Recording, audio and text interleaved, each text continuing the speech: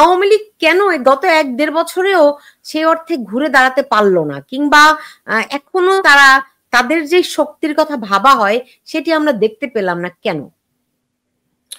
প্রথমত এই ৭৬ বছর বয়সে এসে আওয়ামী লীগ দেখতে পেল বিরোধী দল হিসাবে আওয়ামী লীগ সবচেয়ে শক্তিশালী, এটা প্রচারিত এবং সকলেই বিশ্বাস করেন।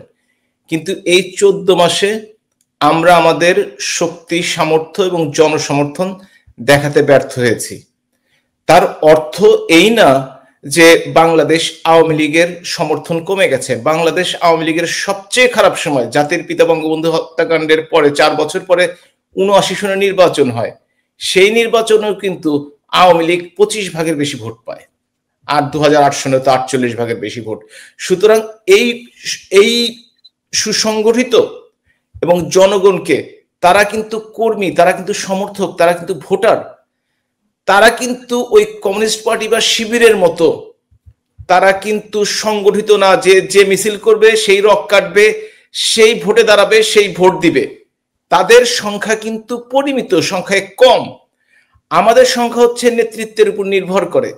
আমাদের 121 জন এমপিকে গ্রেপ্তার করা হয়েছে। একজন নুরুল মজিদ হুমায়ুন, উনি তো হাত করা অবস্থায়, কি অবস্থায় বিছানায় মারা গেছেন, আল্লাহ তার রুহের মাগফিরাত কামনা করি, কি অবস্থায় মারা গেছে সেটা তো দেখেছেন আপনারা। বাকি 120 জনের মধ্যে 7 জনকে প্রাইমারি জামিনে আছেন, আর বাকি 113 জন, 15 জন মহিলা সহ তারা জেলে আছেন। তারা কিন্তু নেতা, তারা কিন্তু নেতৃত্ব দিতে পারছেন না। দেশের বাইরে হাজার খানেক 1200-1500 লোক আছে আওয়ামী লীগের নেতৃবৃন্দ, কিন্তু পুরো দেশের নেতৃত্ব কিন্তু দেশে আছে, কিন্তু তারা ঘর ছাড়া। সেদিন পাওলো কাসাগা আমাকে বলল যে কমপক্ষে 15 মিলিয়ন, অর্থাৎ 1.5 কোটি আওয়ামী লীগ নেতাকর্মী ইন্টারনালি ডিসপ্লেসড, অর্থাৎ দেশের মধ্যেই তারা ঘর ছাড়া হয়ে পড়ে আছে। তাদেরকে সংগঠিত হওয়ার কোনো সুযোগ দেওয়া হচ্ছে না, এবং প্রকাশ্য নেতৃত্বের সত্যিকার অর্থেই বিরাট একটি অভাব রয়েছে বাংলাদেশে এই মুহূর্তে। প্রকাশ্য নেতৃত্বের কথা বলছি। আমরা জননেত্রী শেখ হাসিনার প্রতি আস্থাশীল, কিন্তু 71-এর সময়, মহান মুক্তিযুদ্ধের সময় বঙ্গবন্ধুর জেলে থাকা অবস্থায় তার সহযোগীরা যেভাবে দলটাকে গুছিয়ে নিয়েছিলেন, যেভাবে মুক্তিযুদ্ধ পরিচালনা করেছেন, যেভাবে সকলের সাথে যোগাযোগ করেছেন, সেটি জননেত্রী শেখ হাসিনা দিল্লিতে থাকা অবস্থায়ও তার যারা সহকর্মীরা আছেন, সমালোচনা হতে পারে, কিন্তু তারা সেভাবে দলকে পরিচালনা করতে সমর্থ এখন পর্যন্ত হন নাই। আরেকটি কথা হচ্ছে, বাস্তবতার বাইরে আমাদের কোনোভাবেই যাওয়া যাবে না। গত 24 তারিখের মিটিং এ যেটা মিছিল ডাকা হয়েছিল, সিদ্ধান্ত ভুল বলবো কি, সিদ্ধান্ত বিলম্বিত হওয়ার কারণে 244 জন সরকারি হিসেবে, বেসরকারি হিসেবে 400 জনেরও বেশি গ্রেপ্তার হয়েছে। এই মিছিলটি যদি 11টা, 11:30 করতো, তখন কেউ এটাকে ইন্টারফেয়ার করার সুযোগ পেত না। সুতরাং যে এই যে নেতৃত্ব দোদুল্যমনতা, এটা আমাদের জন্য একটি বড় সমস্যা হয়ে দাঁড়িয়েছে। আর দ্বিতীয় হচ্ছে, বাস্তবতার কারণেই কিছু কিছু জিনিস অবশ্যই সংগঠিত করতে হবে এবং একটা নির্দিষ্ট সময় পর্যন্ত অপেক্ষা করতে হবে সেটা ডিক্লেয়ার করার জন্য। আমি কারোর সাথে দ্বিমত প্রকাশ করছি না, কিন্তু আমি ব্যক্তিগতভাবে অনলাইনে বলেন কিংবা, এটা কোনো বড় ইস্যু না, এটা আমার দায়িত্বের মধ্যে পড়ে। কেউ যদি সেই দায়িত্বটি পালন না করে সেটা আলাদা ব্যাপার। কিন্তু কথাটি হচ্ছে যে কোনটি কখন প্রকাশ করতে হবে তার জন্য সঠিক সময় আরকার। এইটাই যদি 11টা, 11:30, 12টার সময় মিছিলটি হতো, তাহলে কিন্তু আমাদের সরকারি ভাষায় 244 জন গ্রেপ্তার হয় না। তখন কিন্তু নেতৃত্বের অভাবেই তারা কিন্তু সঠিকভাবে এবং সিদ্ধান্তহীনতার ক্ষেত্রে এটা হয়েছে। সুতরাং আমাদেরকে অবশ্যই সঠিক সময়ে সঠিক সিদ্ধান্ত নিতে হবে এবং সেই সিদ্ধান্তটি পালন করতে হবে। মিলাদ ভাই, আমি আপনি দেখতে পাচ্ছেন যে ছবিতে দেখতে পাচ্ছেন, আমরা রোমে কানেক্টেড করেছি থেকে আওয়ামী লীগের সেক্রেটারি আলমগীর হোসেন, তিনি আমার সঙ্গে যুক্ত আছেন।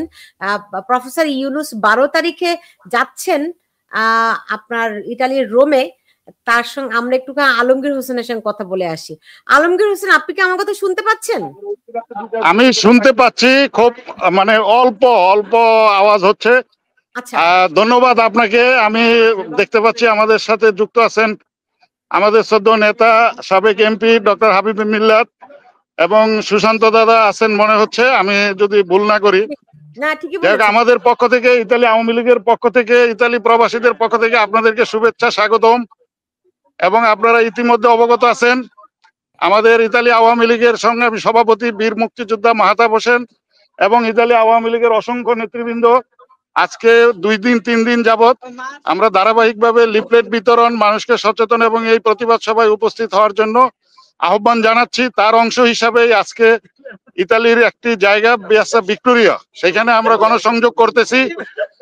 এখন মূল কর্মসূচিতে বিষয় হলো আগামী 12 তারিখ সন্ধ্যায় এই খুনি, জঙ্গি এবং এই তথাকথিত মব কালচারের জনক, অশান্তির জনক এবং বাংলাদেশকে ধ্বংস করার জনক, মুক্তিযুদ্ধ বিরোধী, স্বাধীনতা বিরোধী, দেশ বিরোধী এই রাজাকার বিদেশি দালাল ইউনুস ইতালিতে আসবেন।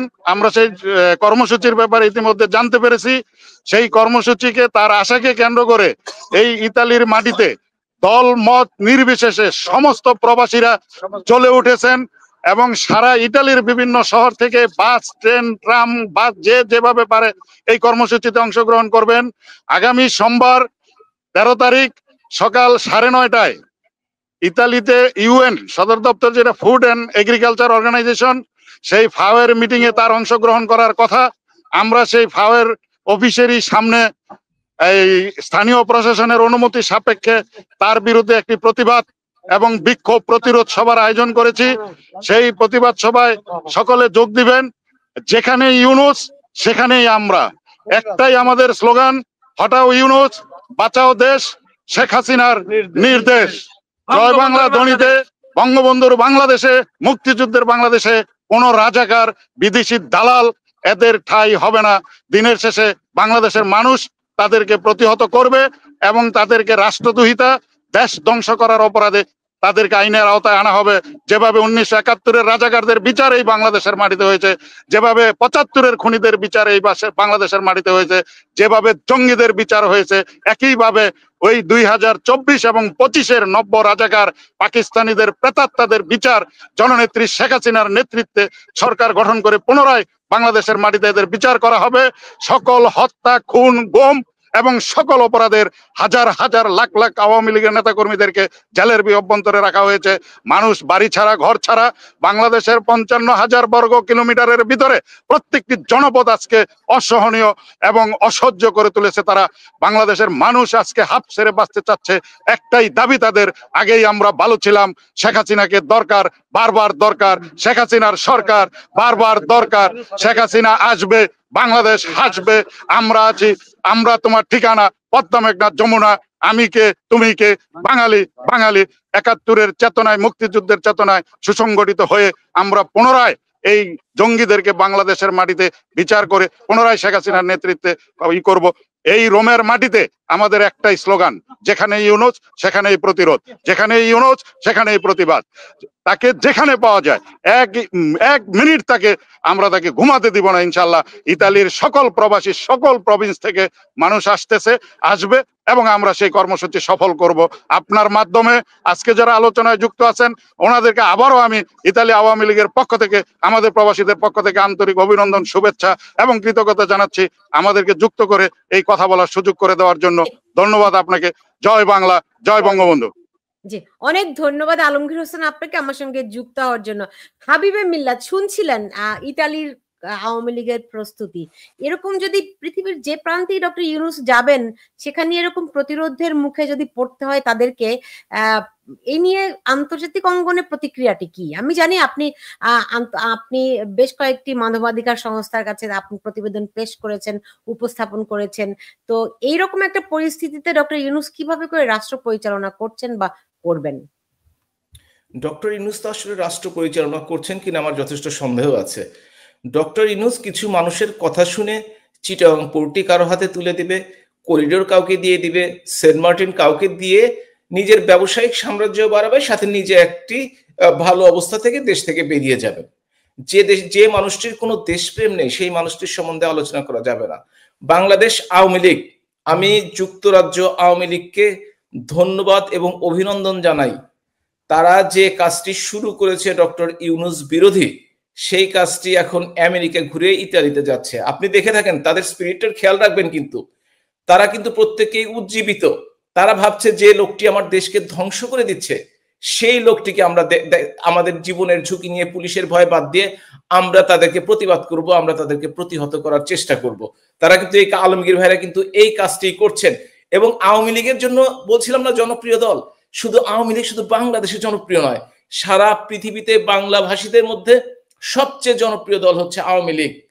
বাংলাদেশ আওয়ামী লীগের যে সুবিধাটি আছে সেটি বাংলাদেশের অন্য বিএনপিতে কিছুটা আছে, ছাড়া অন্য কোনো দলের সেই সুবিধাটি নেই। এবং সেজন্যই এই দলটিকে বাদ দিয়ে নির্বাচন বলেন বা অন্য কোনো চিন্তা যদি কেউ করে থাকে তারা বোকার স্বর্গে বাস করছে। যেমনটি 96-এর 15 ফেব্রুয়ারিতে হয়েছিল, কিংবা 1986 সালে নির্বাচন হয়ে গেছিল, কোনো সরকারই টিকতে পারে নাই। আওয়ামী লীগ ফেব্রুয়ারিতে নির্বাচন হবে, আওয়ামী লীগ অংশগ্রহণ করবে এবং জনগণ যাকে নির্বাচিত করবে তারাই সরকার গঠন করবে। সেটা হবে তত্ত্বাবধায়ক সরকারের অধীনে, এই অন্তর্বর্তীকালীন সরকারের অধীনে নয়। এটি আমাদের দাবি এবং এই দাবির জন্য কাজ চালিয়ে যাচ্ছেন। এবং আপনি দেখুন 84-85 বছরের একজন বয়োবৃদ্ধ মানুষ ফুড অ্যান্ড এগ্রিকালচার অর্গানাইজেশনের একটা মিটিং এ যাচ্ছেন। আমি জানি না তারা ভিতরে কি ডিল করে, হয়তো বা তার ভাতিজাকে ওই চাল আমদানির লাইসেন্স দিবে কিনা ইন্ডিয়া থেকে কিংবা অন্য কোথাও থেকে, সেগুলো আমরা কিন্তু এখনো বুঝতে পারছি না। যখন ক্ষমতা থেকে চলে যাবে, এখন যেগুলো বেরিয়ে আসছে সেই Grameen bank, Grameen Kalyan, university, man power license, pocket কিংবা স্টার্লিং, সেগুলো হয়তো আরো বেরিয়ে আসবে। এত অসৎ লোক একটি দেশ পরিচালনার দায়িত্বে থাকতে পারে আমার আসলে চিন্তায় আসে না। তো এখন এরকম একটা অবস্থায় ধরেন আমরা দেখেছি বাংলাদেশে যেই আইন শৃঙ্খলা পরিস্থিতির যে অবনতি, যেই মব রাজত্ব, এর পেছনে আমরা দেখেছি বিএনপি কে সরাসরি সক্রিয় থাকতে। বেশিরভাগ মবের ঘটনা ঘটেছে বিএনপি। তো বিএনপির প্রশ্নে আওয়ামী লীগ বা আপনারা এখন কি ভাবছেন? রাজনৈতিক ফয়সলা রাজনৈতিক মাঠে হবে। বিএনপি একটি রাজনৈতিক দল, কোনো সন্দেহ নেই। কিন্তু এই অনির্বাচিত সরকার যেভাবে নিরপেক্ষতার কথা বলে নিরপেক্ষ অবস্থান থেকে সরে এসে কাউকে কাউকে সমর্থন, জনসমর্থনহীন কাউকে কাউকে সমর্থন দিচ্ছে, এটা গ্রহণ করা কারো পক্ষে সম্ভব না। আপনি মানব অধিকারের কথা বলেছেন, আপনি ডক্টর ইউনূসের কথা বলেছেন। গত 3 তারিখে, এই মাসেরই অক্টোবরের 3 তারিখে জেনেভাতে জাতিসংঘের অফিসে হিউম্যান রাইটস কমিশনের 60th সেশন চলছিল। সেই সেশনটিতে একটা সাইড ইভেন্ট ছিল, সেটাতে আমি একজন স্পিকার ছিলাম। সেইখানে দেখা গেছে বিদেশি 5 জন স্পিকার ছিল, আমরা একসাথেই ছিলাম। তারা প্রত্যেকে ডক্টর ইউনূস সম্বন্ধে একজন বলেছেন যে তিনি মানবাধিকারে বিশ্বাস করেন কিনা, এটাই এখন প্রশ্ন।